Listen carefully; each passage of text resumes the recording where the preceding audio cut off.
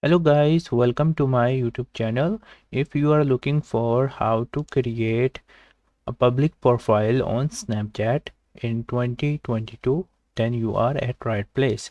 So in order to do that, you have to click here on this icon here, and then you have to go down, and here you will see create public profile option. Simply click here. Then you have to click on here continue, and then click on get started. So if you build your public profile, you will add collection of your snaps from Spotlight, SnapMap or Camera Roll to help Snapchatters find out more about you.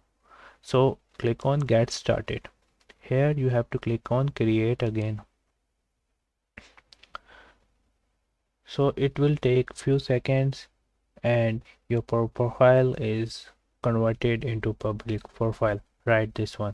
If I click here, you can see now I have 31 subscribers and this is my public profile. So hope you like this little tutorial. Feel free to subscribe to my channel, and if you have any question, do let me know in the comment section. Thanks for watching.